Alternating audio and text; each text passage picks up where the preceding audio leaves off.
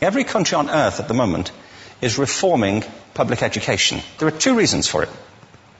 The first of them is economic. People are trying to work out, how do we educate our children to take their place in the economies of the 21st century? How do we do that, given that we can't anticipate what the economy will look like at the end of next week, as the recent turmoil is demonstrating? How do we do that? The second, though, is cultural. Every country on earth is trying to figure out, how do we educate our children so they have a sense of cultural identity and so that we can pass on the cultural genes of our communities while being part of the process of globalization. How do we square that circle? The problem is they're trying to meet the future by doing what they did in the past. And on the way, they're alienating millions of kids who don't see any purpose in going to school. When we went to school, we were kept there with a story, which was if you worked hard and did well and got a college degree, you would have a job. Our kids don't believe that. And they're right not to, by the way. You're better having a degree than not, but it's not a guarantee anymore. And particularly not if the route to it marginalizes most of the things that you think are important about yourself. Some people say we have to raise standards as if this is a breakthrough. You know, like, really, yes, we should. Why would you lower them? You know, I haven't come across an argument that persuades me of lowering them.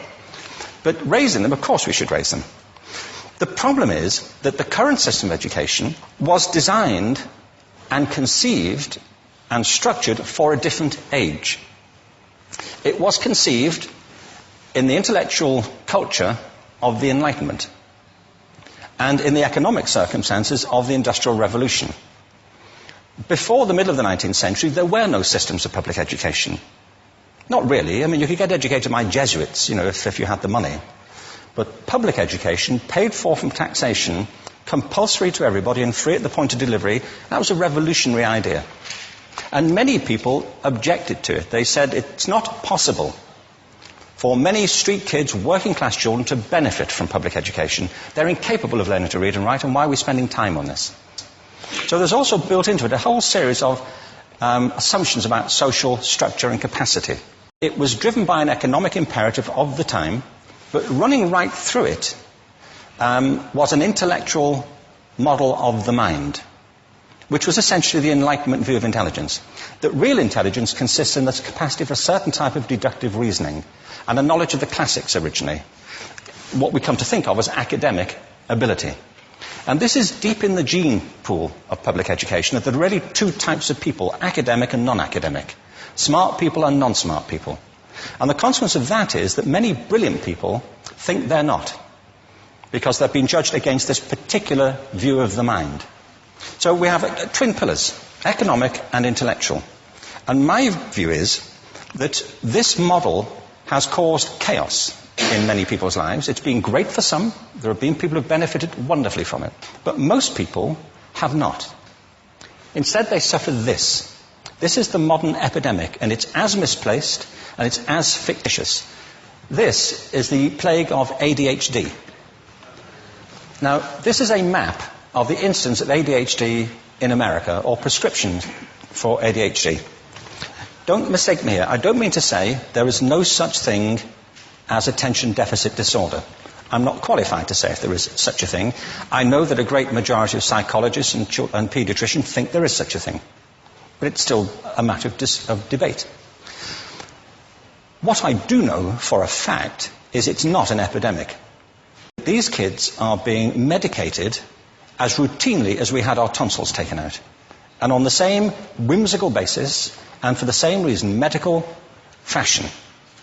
Our children are living in the most intensely stimulating period in the history of the earth. They're being besieged with information and calls for their attention from every platform, computers, from iPhones, from advertising holdings, from hundreds of television channels. And we're penalizing them now for getting distracted. From what? You know, boring stuff. At school, for the most part. It seems to me it's not a coincidence totally that the incidence of ADHD has risen in parallel with the growth of standardized testing. Now, these kids are being given Ritalin and Adderall and all manner of things, often quite dangerous drugs, to get them focused and calm them down. But according to this, attention deficit disorder increases as you travel east across the country. People start losing interest in Oklahoma.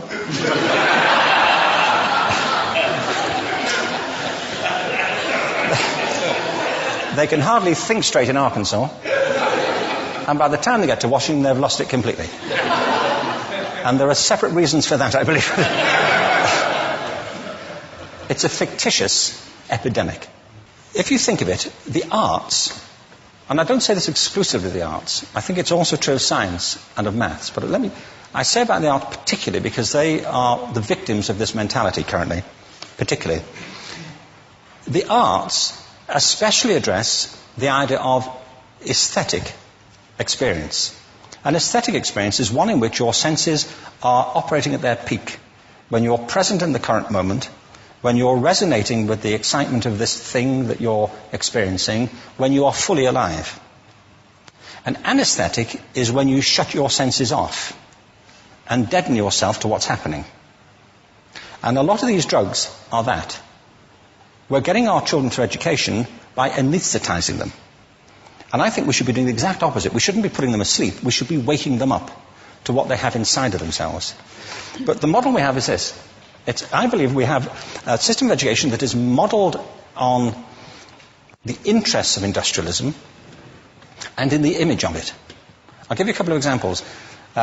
Schools are still pretty much organized on factory lines, ringing bells, separate facilities, specialized into separate subjects. We still educate children by batches. We put them through the system by age group. Why do we do that? Why is there this assumption that the most important thing kids have in common is how old they are? It's like the most important thing about them is their date of manufacture. You know what I mean? Well, I know kids who are much better than other kids at the same age in different disciplines, or at different times of the day, or better in smaller groups than in large groups, or sometimes they want to be on their own. If you're interested in the model of learning, you don't start from this production line mentality. It's essentially about conformity, and increasingly it's about that as you look at the growth of standardized testing and standardized curricula. And it's about standardization. I believe we've got to go in the exact opposite direction. That's what I mean about changing the paradigm. There was a great study done recently of divergent thinking. It was published a couple of years ago. Divergent thinking isn't the same thing as creativity. I define creativity as the process of having original ideas that have value. Divergent thinking isn't a synonym, but it's an essential capacity for creativity. It's the ability to see lots of possible answers to a question, lots of possible ways of interpreting a question, to think what Edward de Bono would probably call laterally, to think not just in linear or convergent ways, to see multiple answers, not one.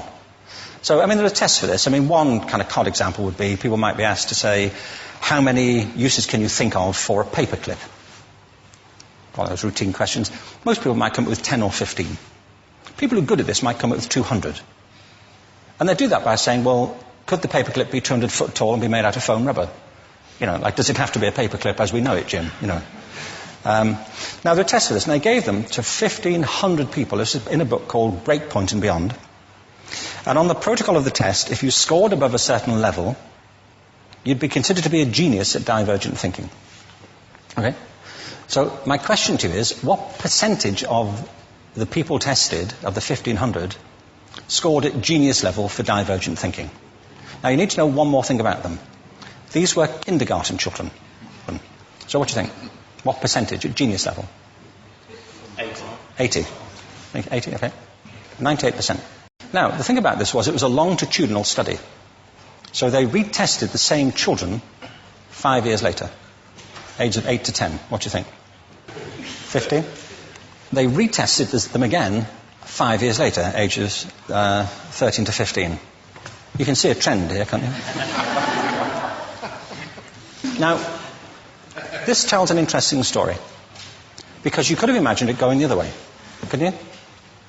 You start off not being very good, but you get better as you get older.